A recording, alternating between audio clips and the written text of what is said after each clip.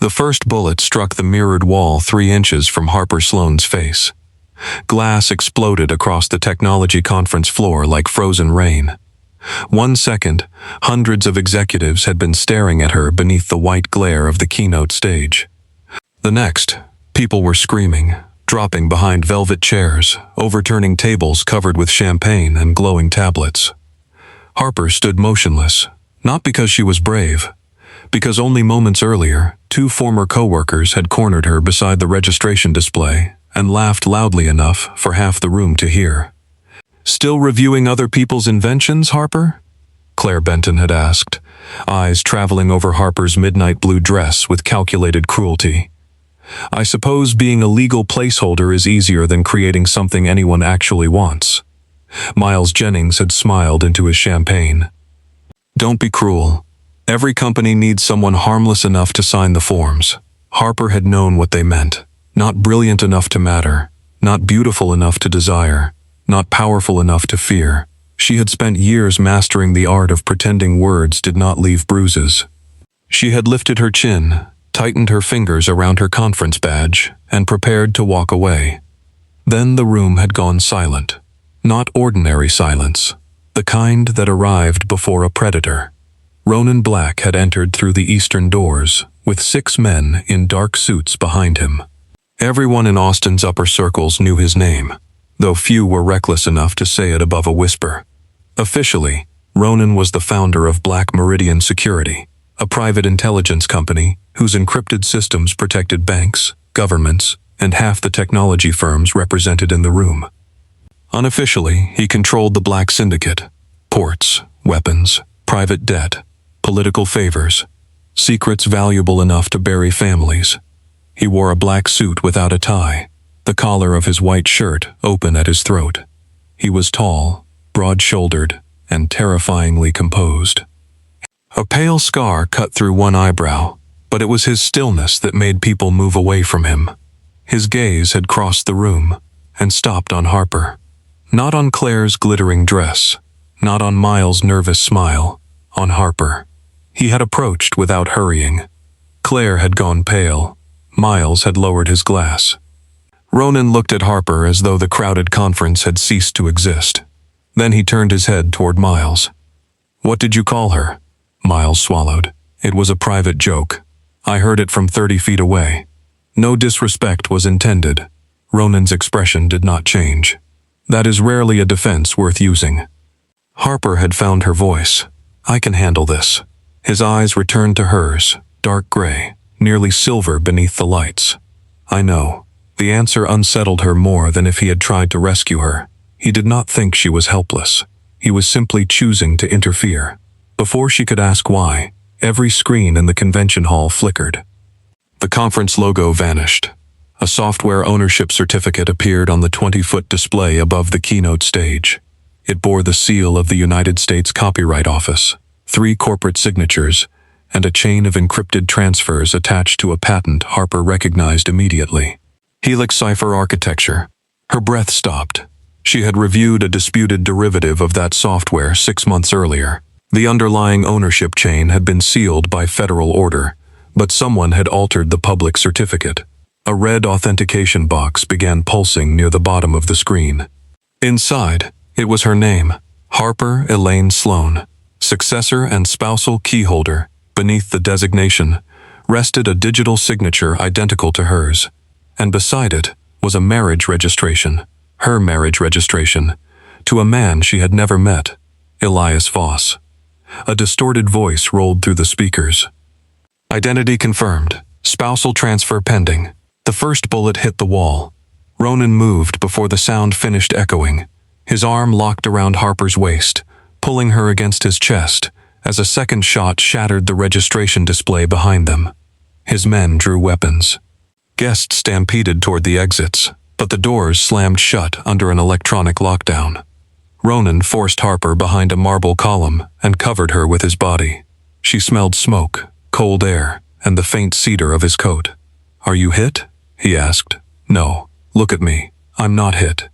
"Look at me, Harper." She did. For the first time, a fracture appeared in his calm. Fear, not fear of the gunman, fear for her. His hand moved to the back of her neck, checking for blood. The contact was firm but careful, his thumb resting below her ear. Then the lights went out. Gunfire tore through the darkness. Ronan pushed her to the floor and fired twice over the column. Someone cried out. Emergency lights flashed red along the walls. Harper saw silhouettes moving across the stage. One of them carried a biometric scanner. They were not shooting randomly. They were coming for her. Ronan's second-in-command appeared through the smoke. Luca Mercer was lean, sharp-faced, and bleeding from a cut along his temple. East corridor is clear for 20 seconds. Ronan pulled Harper upright. Stay against me. I need to get to the certificate. You need to breathe. That signature can't complete unless the system confirms a live biometric response. The humiliation was part of the attack. His gaze sharpened. Harper pointed toward Claire's abandoned phone on the floor. She was recording me. Heart rate, facial recognition, voice stress. They provoked me to establish emotional authentication. Ronan glanced at Claire, who was crouched beneath a table with both hands over her head. Did you know? He asked. Claire shook violently. No. Someone paid us to get a reaction from her. That was all. Ronan looked as if he might kill her anyway. Harper grabbed the front of his jacket. Later, his eyes dropped to her hand. Something dark and almost intimate passed between them, despite the smoke and screaming. Then, he covered her fingers with his own. Stay behind me, Mrs. Black. Harper froze. What did you call me? Ronan turned toward the stage. The only name that gets you out of this building alive. He stepped from behind the column and fired at the lights above the attackers. Darkness swallowed the stage.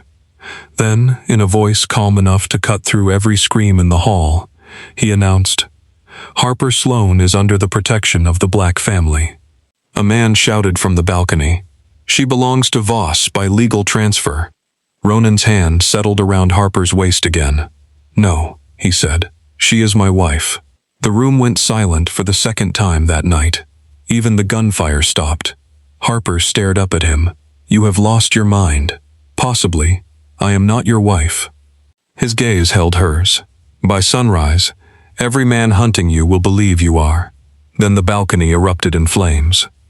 Ronan lifted Harper into his arms as the glass ceiling began to collapse.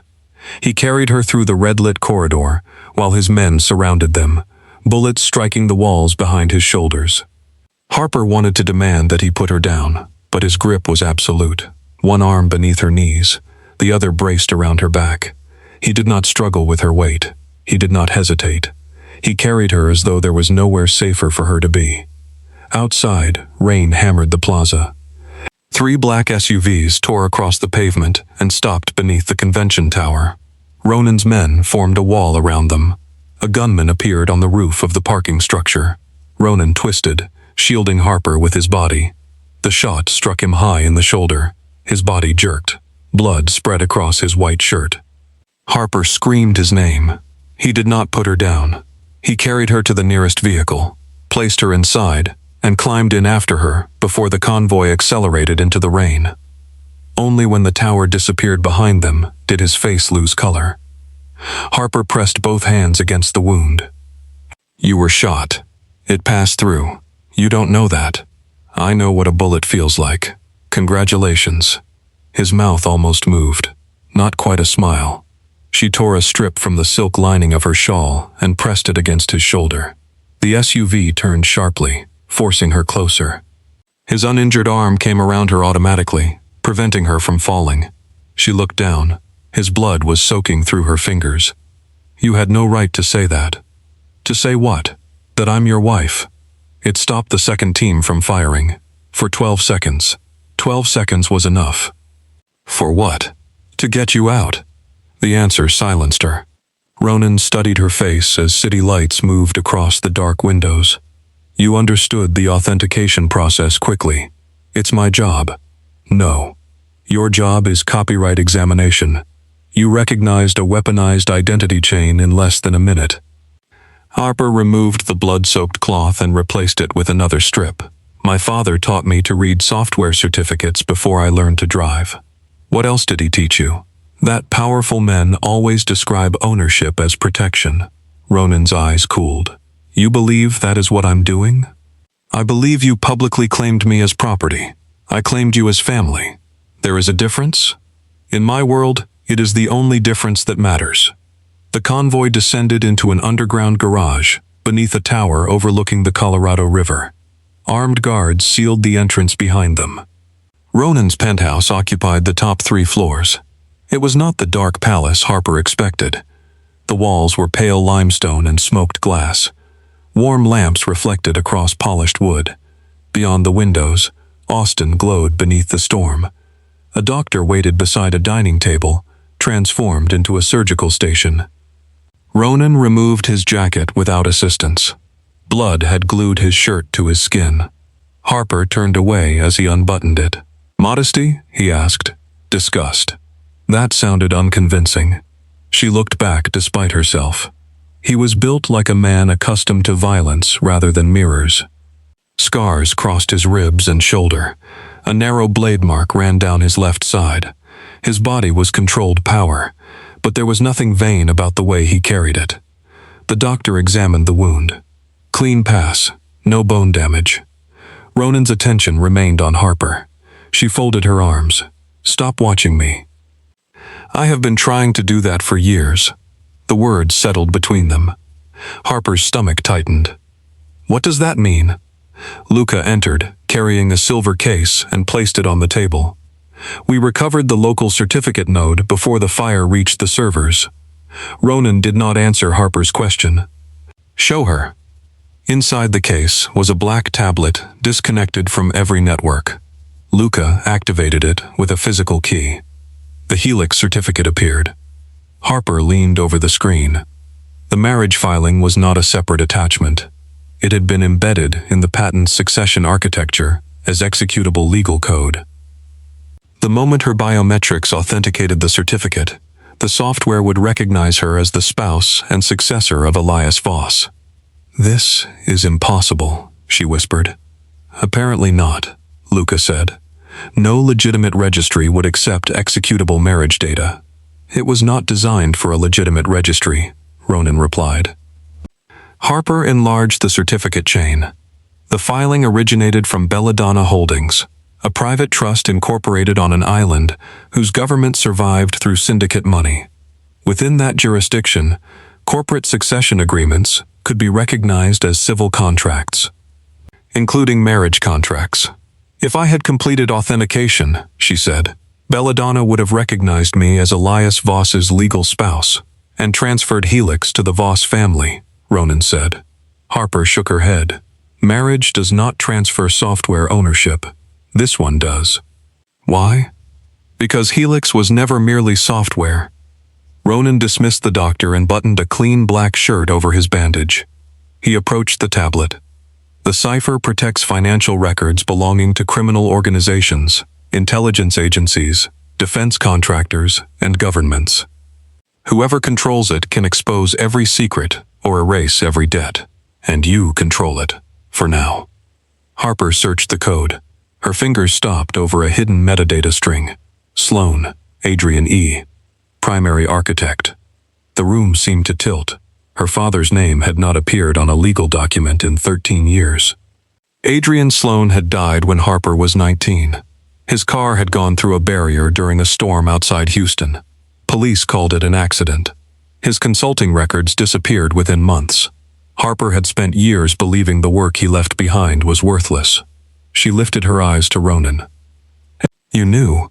He did not insult her by pretending otherwise. Yes. How long? Since before his death. Her throat closed. Helix belonged to my father? He created its central architecture. And you never told me. He made me promise not to. My father knew a mafia boss. Ronan's expression hardened slightly. Your father knew several. I was the one he trusted. Harper laughed once, but there was no humor in it. He trusted you so much that he left me inside a patent people are willing to murder for? He did not put you there. Then who did? Victor Voss. The name carried weight even Harper recognized. Victor Voss appeared on magazine covers beside senators and technology founders. He owned cloud infrastructure, luxury hotels, and a private aerospace company. Rumors connected him to extortion, disappearances, and a European trafficking network. His son, Elias, had not been seen publicly in 3 years. Harper returned to the certificate. Why Elias? Because Victor needs a lawful bridge between his empire and your father's patent. A spousal claim gives him one. Then we expose the forgery. Victor owns the officials who would review it. We go federal. He owns some of them too. Not everyone is corrupt. No, Ronan said. Some are merely frightened. Harper faced him. And your solution is to replace one fraudulent marriage with another? Ronan opened a second document. A provisional union declaration bearing his name and hers. Her pulse jumped. You already prepared it. 7 months ago. She stared at him. You prepared a marriage document involving me 7 months ago? When we discovered that someone was probing your identity records, you could have warned me. Warning you would have changed your behavior. That is usually the purpose of a warning, and whoever watched you would have known. Harper stepped away from him. The penthouse suddenly felt less like protection, and more like an elegant cage. How much have you watched? Ronan said nothing. Her anger sharpened.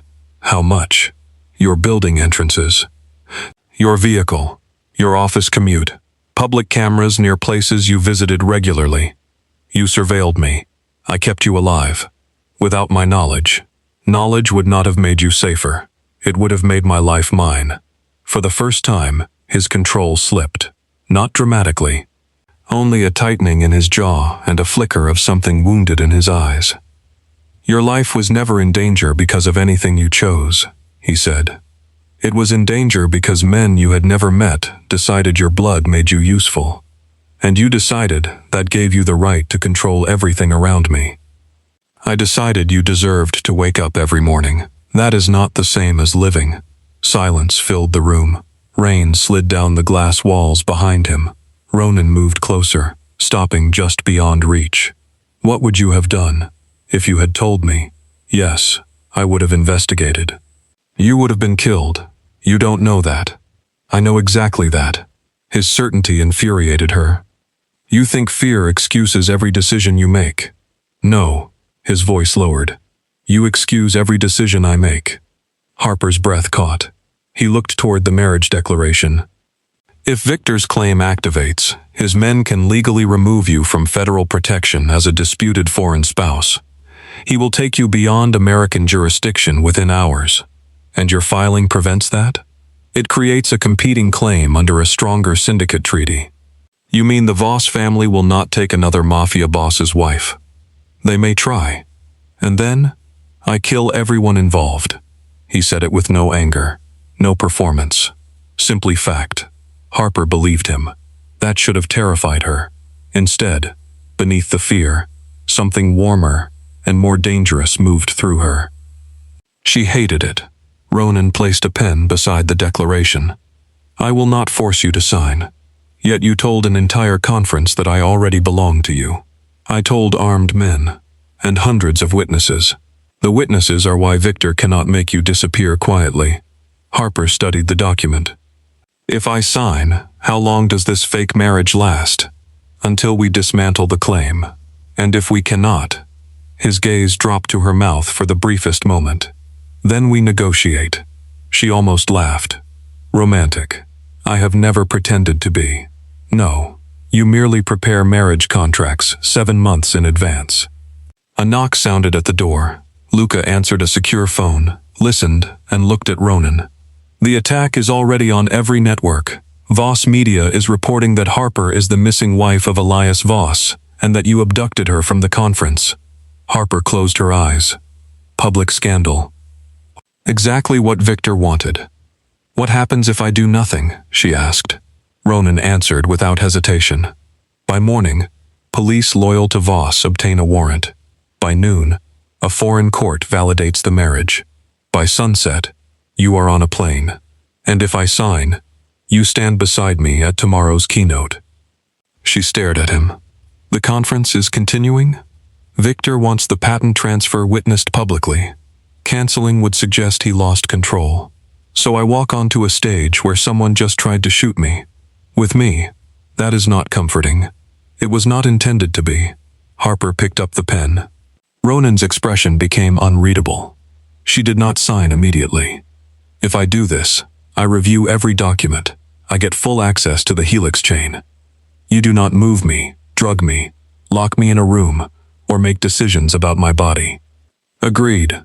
I speak for myself at the keynote. Within reason. Remove those two words. His eyes narrowed. Agreed. And when this ends, you destroy every surveillance record you have of me. A pause. Agreed. Harper signed. The digital seal turned black. Ronan took the pen after her and added his name with one controlled stroke. The penthouse system chimed. Provisional union registered. Harper looked at the man who had just become her husband in a jurisdiction built by criminals. What now? Ronan lifted her hand. He did not kiss it. He merely studied the ink staining the side of her finger.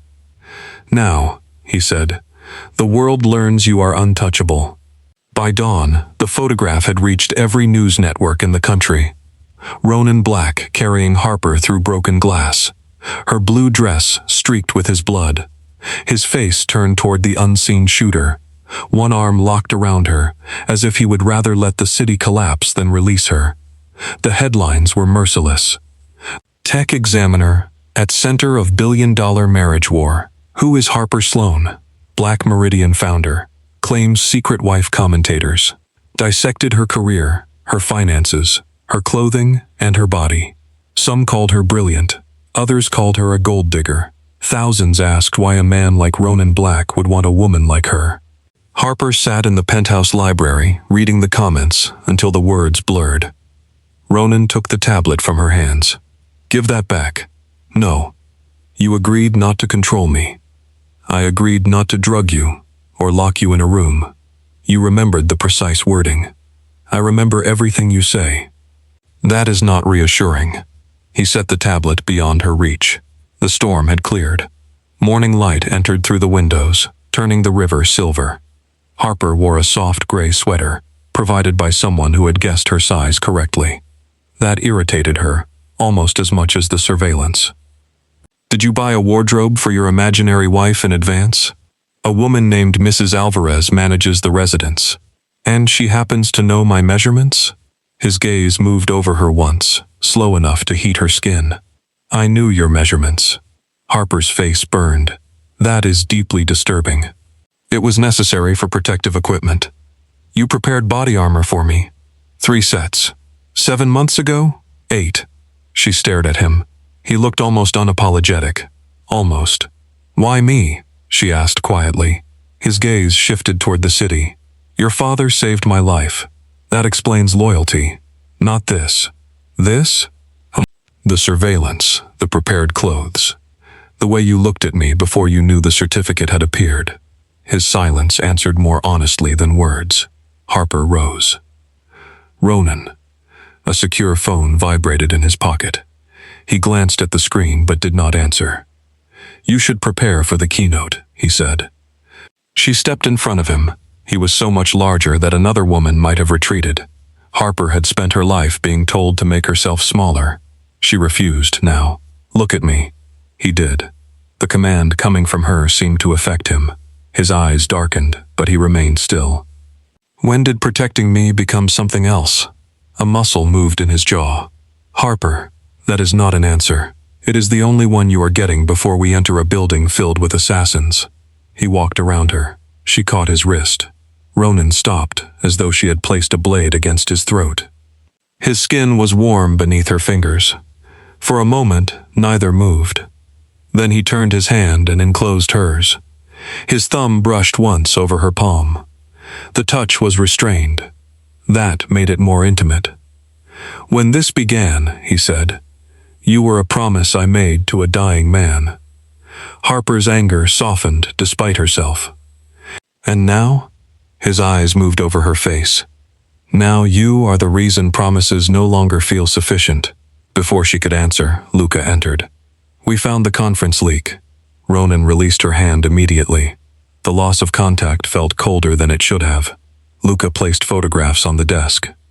Claire and Miles were shown leaving a private dining room with Victor Voss's security director, Malcolm Rusk. Harper's stomach turned. They knew. Not everything, Luca said. They were paid to bring you to the registration display, provoke a visible response, and scan your badge. Where are they? Missing. Harper looked at Ronan. He had become very still. No, she said. I said nothing. You were about to order someone to find them and break every bone required to get answers. That would be inefficient. Ronan, some bones are more persuasive than others. They may be victims now. They accepted money to target you. They didn't know it would trigger a kidnapping attempt. Then they were stupid as well as cruel. Cruelty is not a death sentence. In my world it can be. Harper stepped closer. Then your world is wrong. The room fell silent.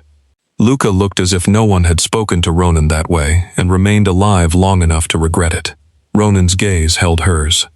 My world kept breathing while better worlds collapsed around it. That does not make it right. No. The single word surprised her. He picked up the photographs. But it makes it mine. Harper understood then that Ronan's darkness was not a costume she could remove with kindness.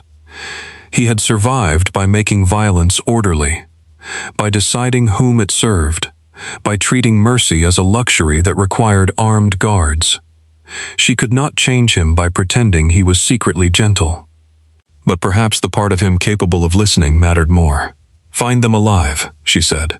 Ronan's eyes narrowed. Is that an order, wife? It is a condition of my cooperation, husband. Luca abruptly studied the ceiling. After a long moment, Ronan handed him the photographs. Alive. The keynote began at 7 that evening. The convention tower had replaced the shattered glass panels with black temporary walls. Security surrounded every entrance. Police helicopters circled above downtown Austin, while protesters and reporters crowded the streets below. Harper arrived in the center SUV, wearing body armor beneath an emerald green dress. Ronan sat beside her. He had changed into a black suit, but the stiffness of his left shoulder revealed the wound. You should be in a hospital, she said. You should be in another country. I suppose neither of us takes reasonable advice. No. A flash of cameras lit the windows. Harper's pulse accelerated. Ronan noticed. He turned toward her but did not touch. Tell me what you need. The question surprised her. Not to be dragged anywhere. You will walk. Not to be hidden behind you unless someone starts shooting. Unacceptable. Ronan, I can place you beside me. That is not the same. It is tonight. She studied him. Beneath his calm, tension sharpened every line of his body. He was not afraid of death. She sensed that instinctively. He was afraid he would fail to prevent hers. Harper reached across the space between them and adjusted his cuff. His eyes lowered to her fingers. I'm still angry with you, she said. I know. I don't trust you. I know. But I believe you will protect me. His gaze lifted. That is not enough. It is what I have tonight. For a man who commanded entire rooms, he looked strangely defenseless. He offered his hand. Harper took it. They stepped from the SUV together. The crowd erupted. Reporters shouted questions. Harper, were you coerced? Mr. Black, did you abduct her? Is Elias Voss alive? Is the marriage legal? Ronan guided Harper up the rain-slicked stairs. His palm rested at the small of her back, possessive enough for the cameras, but gentle enough that she could step away. At the doors, Malcolm Rusk blocked their path. He had a soldier's posture and a politician's smile. Mr. Voss offers a peaceful resolution. Ronan's expression remained blank. Victor has never offered anything he did not poison first. Rusk looked at Harper. Mrs. Voss, your husband is waiting. Ronan moved so quickly that Rusk's guards reached for their weapons. His hand closed around Rusk's throat. He did not squeeze. He did not need to. Say that name to her again, Ronan murmured, and your tongue becomes a conference souvenir. Harper placed her hand over his wrist. Not here. Ronan looked at her. The fury in his face disappeared behind control. He released Rusk. Cameras captured everything. Inside, the keynote hall was filled with investors. federal observers, and representatives of criminal families, pretending to be international businessmen. Victor Voss waited on stage. He was in his early 60s, silver-haired and elegant, with the pleasant face of a man who donated hospitals while ordering murders from his limousine. "Harper Sloan," he said as she approached. "You look remarkably like your mother." Harper stopped. Ronan's hand tightened against her back. "My mother died when I was 6. Victor smiled. "So you were told." The hall seemed to narrow around her. "Do not listen to him," Ronan said. Victor opened his arms. "Why not? You have kept so many truths from her. Perhaps she deserves one from someone else." A photograph appeared on the screen. A dark-haired woman stood beside Adrian Sloan in a laboratory. She held a little girl on her hip. Harper recognized the yellow coat she had worn in childhood. Her mother's face had been partly erased from every photograph Harper possessed. Here, it was clear. "She worked for Belladonna," Victor said. "Your father created Helix. Your mother designed its human succession system." Harper could barely breathe. Ronan leaned close. "He is using truth to deliver a lie." "Which part is the lie?" she whispered. "That she chose him." Victor gestured toward the certificate. "Your parents understood that no encryption remains secure forever. So they designed Helix around a living legal identity. Yours." Harper stared at the screen. "That would be unethical. Your mother considered it survival." "My mother is dead." Victor's smile faded. "No, she has spent 26 years in protective confinement." A door opened near the stage. A thin woman with dark hair entered between two guards. Harper knew her instantly. Not from memory, from the shape of her eyes. The woman looked at Harper and began to cry. "Harper!" The voice reached across 26 years. Harper stepped forward. Ronan caught her hand. "Wait. That is my mother. That is a hostage." The woman lifted trembling fingers. "Please. Victor will let us leave if you complete the transfer." Victor held out a biometric stylus. "All you must do is confirm the original certificate. Elias is legally unavailable, but the spousal transfer remains valid." "Unavailable?" Harper asked. Victor's expression became almost sorrowful. "My son died 3 years ago." A murmur spread through the hall. "Then why attach me to him?" "Because dead husbands do not object to inheritance." Ronan shifted slightly in front of Harper. Victor's gaze hardened. "You have protected Helix long enough, Black. You built an empire behind another man's invention. And you built yours on cages," Ronan replied. "Every empire is a cage, viewed from the inside." The woman on stage began shaking. Harper saw bruising around her wrist. Ronan saw it too. His jaw tightened. Harper whispered, "Can we get her out?" "Yes." "How?" "I am considering options." "That means violence." "It often does." Victor signaled to the control booth. The doors locked. Armed men rose among the audience. The keynote had never been a negotiation. It was an execution surrounded by cameras. Victor's voice remained smooth. "Sign, Harper. Or your mother dies first." Ronan stepped fully in front of her. "You will not touch her." "Your wife or her mother?" Victor smiled. "Even you cannot shield both." A red laser appeared on the woman's chest. Harper gripped Ronan's arm. "If I authenticate, can you stop the transfer afterward?" "No." "Can you break the cipher?" "Not without the root key." "Where is it?" Ronan looked at her. The answer was written in his silence. "You have it," she whispered. "I have part of it. Why didn't you tell me?" "Because possession makes you a target." "I am already the target." Victor raised the stylus. "Decide." Harper looked at her mother, at the armed men, at Ronan. Every powerful person in the room expected her to become frightened enough to obey. That had been the pattern of her life in smaller ways. People mistook discomfort for weakness. They assumed humiliation would make her grateful for rescue. They assumed fear would make her surrender judgment. She leaned toward Ronan. "Trust me." His eyes narrowed. "With what?" "With myself." "Harper, you said I stand beside you. This is not the moment to prove a point. It is exactly the moment." She stepped around him and walked toward the stage. Ronan followed one pace behind. Victor handed her the stylus. Harper studied the certificate. Before I authenticate, I want to inspect the live succession chain. You are in no position to negotiate. You need a copyright examiner to validate the ownership transfer publicly. Otherwise, every federal observer here calls it coercion and freezes the patent. Victor's pleasant expression thinned. 5 minutes.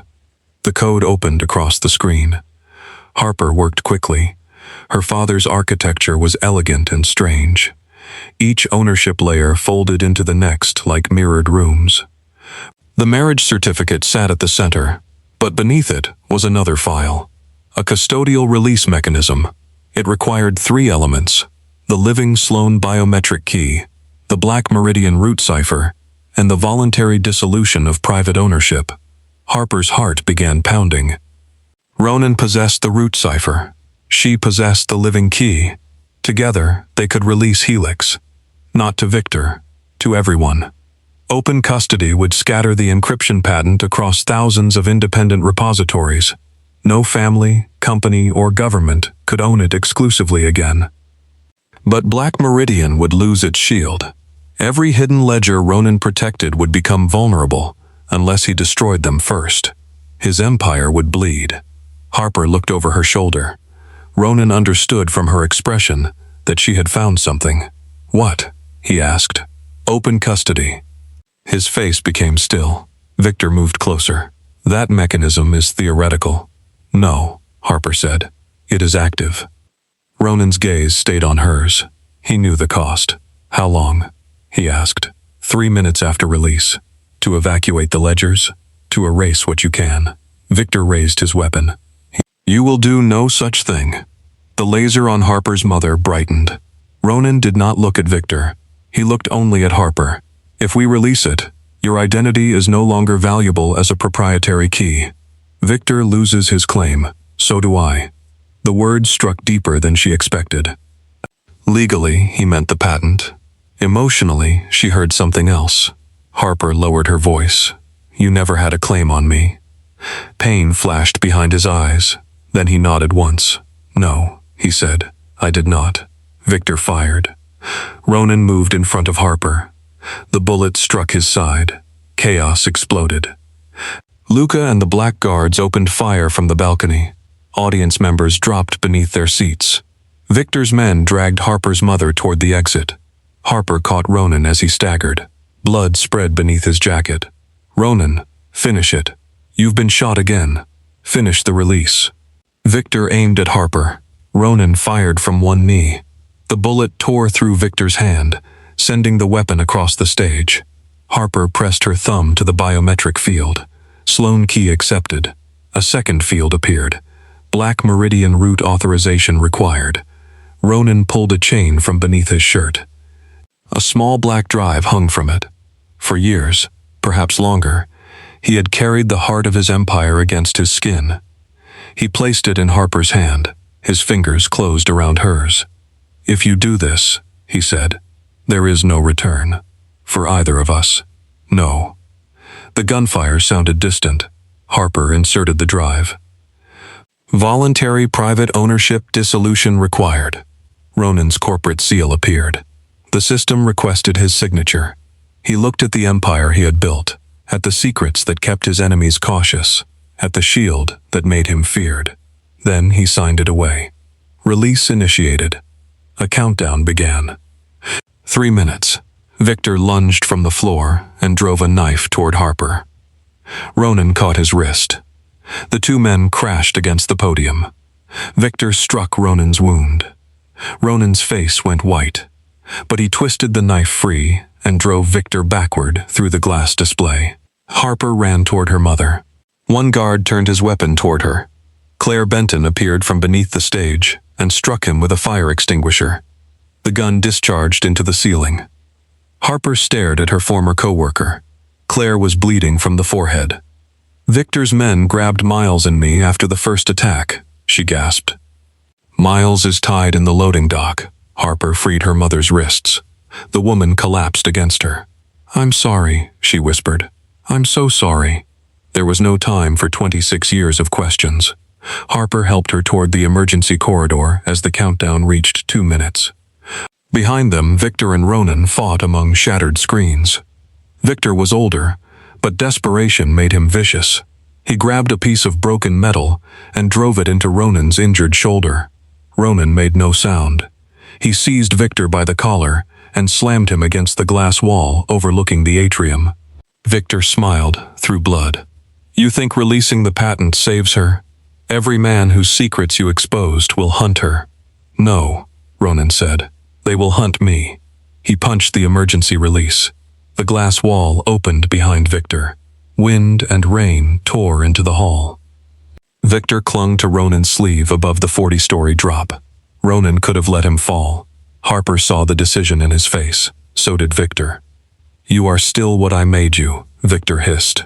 Ronan looked toward Harper. She was holding her mother upright, surrounded by smoke and broken glass. "Perhaps," he said, "but she decides what I become next." He pulled Victor back from the edge. For one stunned second, Harper believed he had chosen mercy. Then Luca arrived and locked steel restraints around Victor's wrists. "Federal observers recorded the entire coercion attempt," Luca said. "He will spend the rest of his life begging men he bribed to remember him kindly." Ronan swayed. Harper ran to him. He collapsed before she reached him. She dropped to her knees and pressed both hands against the wound in his side. His blood covered her palms again. "Stay awake." The release? The countdown reached 0. Every screen in the hall turned white. Helix Cipher entered open custody. The marriage certificates vanished. The ownership chain dissolved. Harper's name disappeared from the patent. For the first time since she was a child, no invisible document defined who could claim her. "It's gone," she said. Ronan exhaled. "Good." His eyes began to close. Harper touched his face. "No. Look at me." A faint trace of amusement crossed his mouth. "You sound like me. I have had a terrible influence. Undeniably. Ronan, stay with me." His blood spread beneath her knees. "I released everything," he murmured. "I know. I cannot protect you the way I did before." Harper leaned closer until her forehead touched his. "You gave up the thing that made you untouchable so I could be free." His breathing became shallow. "Worth it." The words broke something open inside her. She kissed him, not carefully, not because the cameras were watching or because a legal declaration called them husband and wife. She kissed him with rain sweeping through the broken wall, with sirens approaching below, and with his blood warm between her hands. For one stunned heartbeat, Ronan did not move. Then his uninjured hand rose to the back of her neck. He kissed her as though restraint had been the most painful discipline of his life. There was hunger in it, fear, possession stripped of entitlement, a confession without softness. When she pulled back, his eyes remained closed. "Do not die after that," she whispered. His mouth curved faintly. "Now I have a reason not to." Ronan underwent surgery in a private hospital guarded by federal agents, black syndicate soldiers, and one furious copyright examiner who refused to leave the corridor. Victor Voss was arrested before sunrise. Claire and Miles entered protective custody after agreeing to testify. Harper did not forgive them, but she made certain Ronan kept his promise to leave them alive. Her mother's name was Lena Sloan. She had not been dead. After Adrian discovered Victor intended to turn Harper into the patent's succession key, he tried to dismantle Helix. Victor captured Lena and staged her death. Adrian placed Harper under a new identity layer, then turned to Ronan for help. Ronan had been 24 then, a rising enforcer with more enemies than mercy. Adrian saved him from an ambush and gave him half of the root cipher. In return, Ronan promised to protect Harper if Adrian failed to return. Adrian died 2 weeks later, not in an accident. Victor had ordered his car forced through the barrier. Ronan hunted down the men responsible and killed them one by one. Then he watched over Harper from the shadows. For 13 years, when Ronan finally woke, Harper was asleep in a chair beside his hospital bed, with her head resting near his hand. He moved one finger through her hair. Her eyes opened immediately. "You're alive. You sound disappointed." She sat upright. "You were unconscious for 36 hours. "I have slept longer, not while leaking blood from multiple bullet wounds." His gaze moved over her face. "You stayed. Your security would not let me leave. That is a lie." "Yes." Silence settled between them. Without the tailored suit and controlled posture, Ronan looked younger, more human. But the darkness remained in him, and Harper knew it always would. She did not want a softened illusion. She wanted truth. "I saw the surveillance room," she said. His hand stopped. Luca had taken her to Black Meridian's emergency command center during the hospital lockdown. One wall contained photographs of Harper entering work, buying groceries, sitting alone in cafes, laughing with a bookstore clerk, crying in her car after her father's death anniversary. Hundreds of images, years of her life. Ronan's expression closed. "I will destroy them. I know. I gave my word." "Why did you keep the photographs?" "Threat analysis." "All of them?" He looked toward the dark window. "No." Harper waited. His voice was lower when he continued. "At first, I checked them to confirm you were safe. Then I began checking on days when there were no threats." "Why?" "Because you looked alive." The answer hurt in a way she had not expected. "And you weren't?" "No." She reached for his hand. He looked down at their joined fingers. "You were supposed to be a responsibility," he said. "A name on a promise. Then you argued with a parking officer for ticketing an elderly man who could not read the sign. You watched that? You stood in the rain for 40 minutes. The officer was wrong. You mailed a birthday card every year to the widow who lived below you. She was lonely. You spent 6 months appealing a software registration because the applicant's attorney had stolen the code from a graduate student. It was my job. No." His thumb moved slowly over her knuckles. "It was who you were when no one important was watching." Harper's throat tightened. "That still didn't give you the right. I know. You should have trusted me with the truth. I know. You don't get to replace an apology with expensive protection." "I know," she studied him. "What happens now?" "The provisional union can be dissolved immediately. The Helix claim no longer exists. You have already prepared annulment documents?" "Yes. Of course you have. They are in the drawer." Harper opened the bedside drawer. A folder rested inside. Her name was written across the front. She removed the documents and read the first page. Ronan had already signed. He had released her before knowing whether he would wake. Something inside her twisted. "You want an annulment?" His face became unreadable. "What I want is irrelevant." "That is convenient. You signed because you were threatened. I will not use that decision to hold you. And if I choose not to sign?" His eyes lifted sharply. "Do not say that from gratitude. I'm not. Or fear. I'm not afraid of you. You should be. I am afraid of what you can do." "That is different. Harper." She placed the papers across his chest. "I am still angry. You should be. I still don't know whether I can trust you with every part of my life. You cannot." That was not the correct answer. It was the honest one. She almost smiled. "Then here is mine. I don't want to remain married because Victor forced us into it. I don't want belladonna law or a syndicate treaty deciding who I am." Ronan's jaw tightened, but he nodded. "I understand." Harper tore the annulment papers in half. His expression changed, only slightly. For Ronan, it was astonishment. "I want you to ask me properly," she said. He stared at the torn documents. "Now? You are wearing a hospital gown and attached to 4 machines. No. Good. You're frightened. I am considering logistics. You faced 12 armed men without blinking. They were predictable. And I'm not? No." The admission warmed her. She leaned over the bed. "When you ask, there will be no threats, no contracts hidden in software, and no armed witnesses. That removes most of my experience. You'll adapt." His hand lifted to her waist. He stopped before touching her. Harper noticed. "You can," she whispered. His palm settled against her side. There was no hesitation in the strength of his hand, but his eyes searched hers for permission. When she gave it, He drew her closer. "I have wanted to do this," he said, "since the night you threatened to report one of my shell companies for fraudulent copyright attribution." "That was you? It was a poorly managed subsidiary. You sent me 12 boxes of corrected records. You sounded irritated." "I was. I liked it." She shook her head.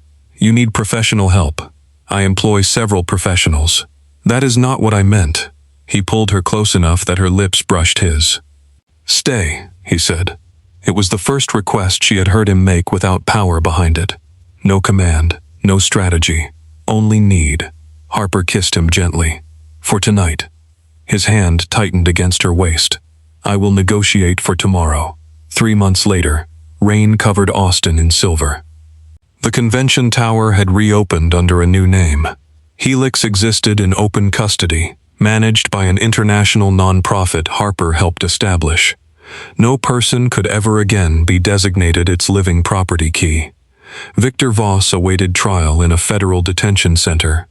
Lena Sloan lived in a protected house outside the city, where she and Harper were learning how to become mother and daughter without pretending the lost years had not happened. Black Meridian survived. Barely. Ronan dismantled half his criminal financial network before the Helix ledgers became exposed. Several syndicate allies abandoned him. Others saw his sacrifice as weakness and moved against him. They regretted it. Ronan had given up his private shield. He had not given up his ability to make dangerous men disappear. Harper did not approve of everything he did. She did not pretend to. Their arguments shook windows. Their silences lasted hours. Their attraction survived both. One evening, Harper returned to her apartment after work and found Ronan sitting outside beneath the awning, alone. Rain darkened his black coat. His hair was wet, and a small velvet box rested in his hand. No guards were visible. She knew that meant at least 12 were nearby. "You could have waited inside," she said. "You changed the access code. You entered without permission last time." There was a credible threat. It was a delivery driver. He had 3 outstanding assault charges. He was carrying noodles. These facts are not mutually exclusive. Harper tried not to smile. "Why are you sitting in the rain? You specified no armed witnesses." Her heart began beating faster. Ronan stood. For once, the most feared man in the city seemed uncertain where to place his hands. Harper folded her arms. "Well?" He looked at her with the same intensity he had shown across the conference hall. But there was no gunfire now, no fraudulent certificate, no enemy forcing their choices. Only rain, only him. "I cannot promise you a peaceful life," he said. "I know. I cannot become harmless. I would not believe you if you tried. I will make decisions you hate, frequently. I will want to protect you even when you do not want protection. You will learn boundaries." His mouth tightened. "I am attempting sincerity. You're doing well." He opened the velvet box. The ring was not enormous. It was an antique oval diamond set in dark platinum, elegant and strong. "It belonged to my mother," he said. "It is the only thing of hers I kept." Harper's teasing disappeared. Ronan lowered himself to one knee on the rain-darkened sidewalk. Across the street, a black SUV slowly turned off its headlights. Harper pretended not to notice. Ronan looked up at her. "I watched you for years because I promised another man you would survive. Then I stood beside you for one night and understood survival was the smallest thing I wanted for you." Rain ran along his face. "You were never a placeholder. You were never a key. You were never something a powerful man had the right to own." His voice roughened. "You are the first person who has looked at everything I am and demanded more, without asking me to become less." Harper's eyes burned. "I love you," he said. "Not gently, not safely, but completely.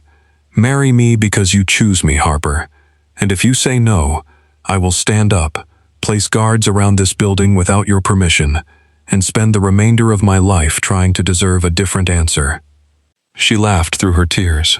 That last part ruined the speech. "I was told honesty matters." "It does." She held out her hand. "Yes." Ronan did not move. Harper raised an eyebrow. I said yes. I heard you. Then why are you still kneeling? I am verifying that I have not lost consciousness. She took his face between her hands and kissed him beneath the awning. The ring was cold when he slid it onto her finger. 6 weeks later, they married in a candlelit stone church outside Austin. Black SUVs surrounded the grounds. Federal agents watched from the road.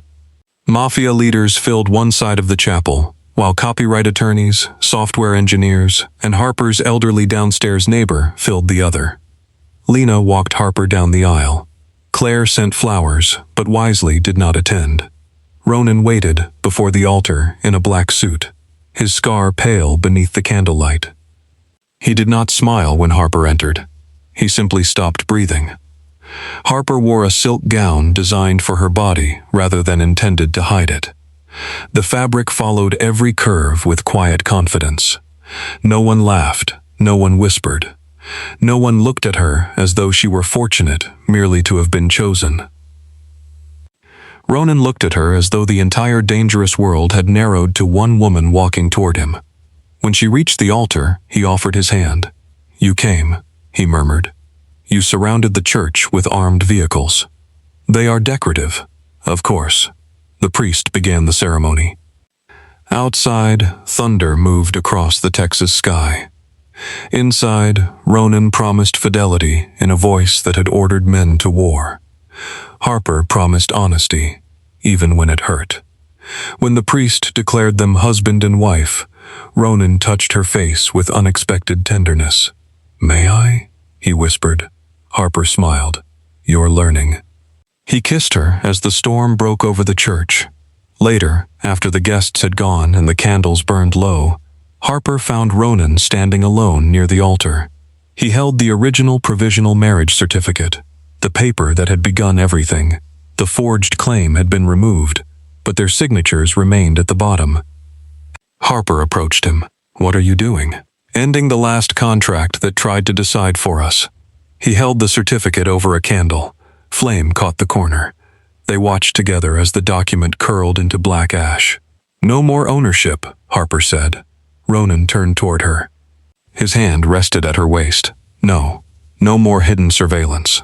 A pause. No unauthorized hidden surveillance. Ronan, I am negotiating. She placed her palm against his chest. Beneath the suit, his heart beat steadily. And no more calling me untouchable. His expression darkened. That condition is impossible. Why? He leaned close, his lips brushing her temple. Because untouchable does not mean no one may reach you. His arms closed around her. It means anyone who tries to harm you must go through me. Harper looked toward the open church doors. Rain swept across the stone steps.